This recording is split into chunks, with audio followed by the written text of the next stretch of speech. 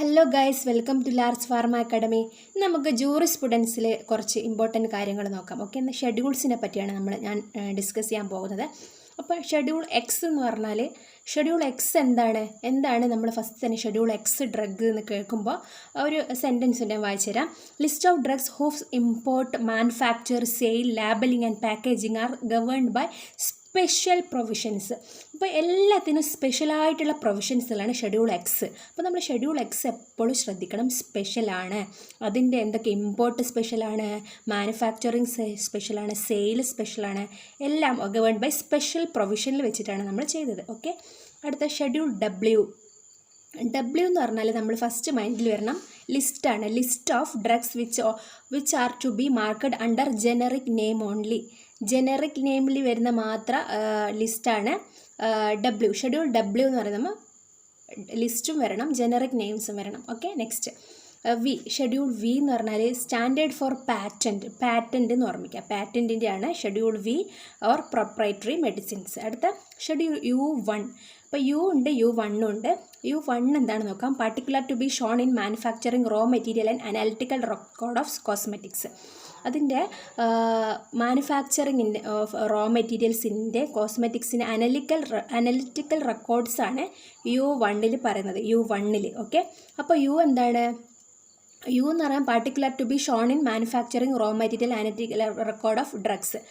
Particular to be shown in manufacturing, raw material, analytical records of cosmetics.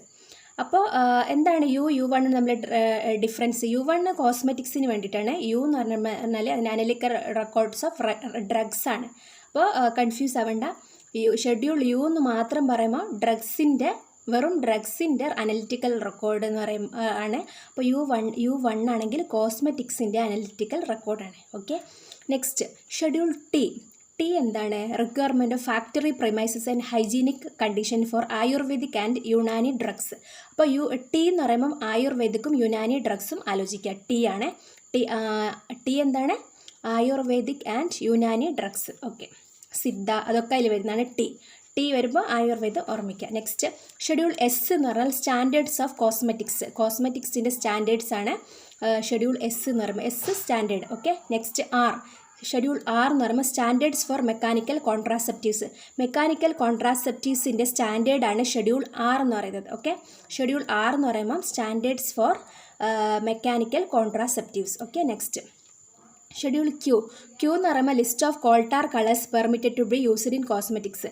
ആ coal tar കളേഴ്സിൻ്റെ ലിസ്റ്റിനെ പറഞ്ഞാൽ schedule Q എന്ന് പറയുന്നത്. ക്യൂ എന്ന് പറഞ്ഞാൽ list of coal tar colours permitted to be used in കോസ്മെറ്റിക്സിലെ ആ കളേഴ്സിനെ പറ്റിയാണ് ക്യൂ കളർ, അതാലോചിച്ചാൽ മതി. നെക്സ്റ്റ് പി എന്ന് പറഞ്ഞാൽ life period of drugs. P period, life period of drugs. അപ്പോൾ schedule O standards for disinfectant fluid ആണ് ഷെഡ്യൂൾ ഒ എന്ന് പറയുന്നത്. ഷെഡ്യൂൾ ഒ എന്ന് പറഞ്ഞാൽ സ്റ്റാൻഡേർഡ് ഓഫ് ഡിസിൻഫെക്റ്റൻറ്റ് ഫ്ലൂയിഡ്സിൻ്റെ സ്റ്റാൻഡേർഡാണ്. നെക്സ്റ്റ് എൻ എന്ന് പറയുമ്പോൾ നമുക്ക് ഫാർമസി മനസ്സിൽ വരണം. എന്ന് പറഞ്ഞാൽ list of minimum requirements for efficient running of ഫാർമസിയുടെ എഫിഷ്യൻറ്റ് റണ്ണിങ്ങിന് വേണ്ടി മിനിമം റിക്വയർമെൻറ്റ്സ് ആണ് ഷെഡ്യൂൾ എൻ എന്ന് പറയുന്നത്. നെക്സ്റ്റ് ഷെഡ്യൂൾ എം ആണോ? എം എല്ലാവർക്കും അറിയാം, ഗുഡ് മാനുഫാക്ചറിങ് പ്രാക്ടീസ് ആണ്. Requirements of factory premises. Okay, next schedule K ആണോ?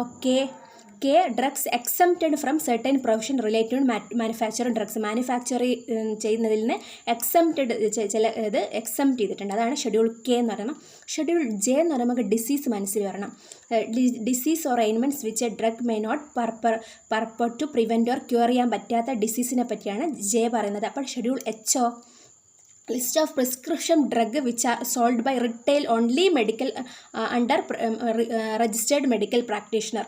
അപ്പോൾ ലിസ്റ്റ് ഓഫ് പ്രിസ്ക്രിപ്ഷൻ ഡ്രഗ്സ് ആണ് ഷെഡ്യൂൾ എച്ച്. നമ്മൾ ഡെയിലി പ്രിസ്ക്രിപ്ഷൻ ഡ്രഗ്സ് കൊടുത്താൽ ഷെഡ്യൂൾ എച്ച് ഡ്രഗ്സ് പ്രിസ്ക്രിപ്ഷൻ നോക്കി കൊടുക്കുന്നത്.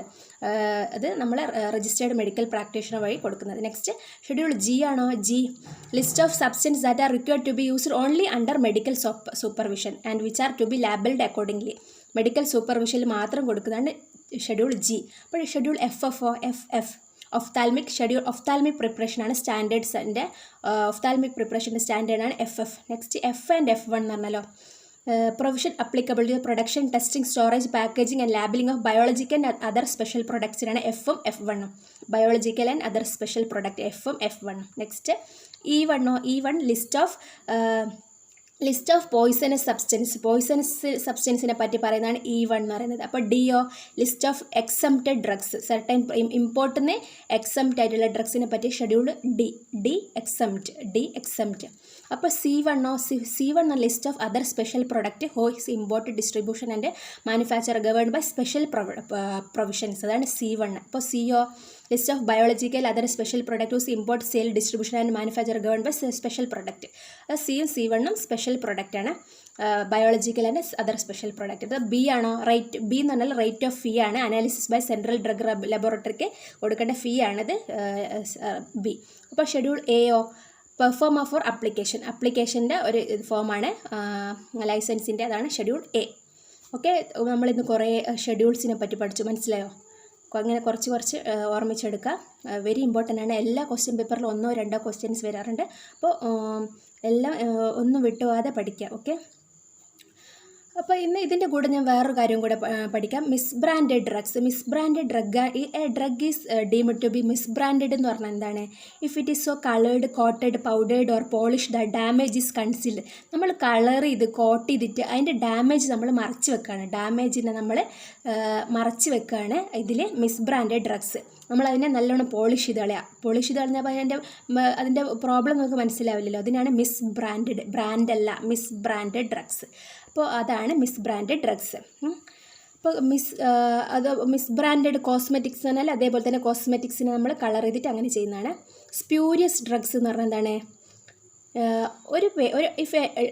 If it is imported under a name which is belong to another cosmetics.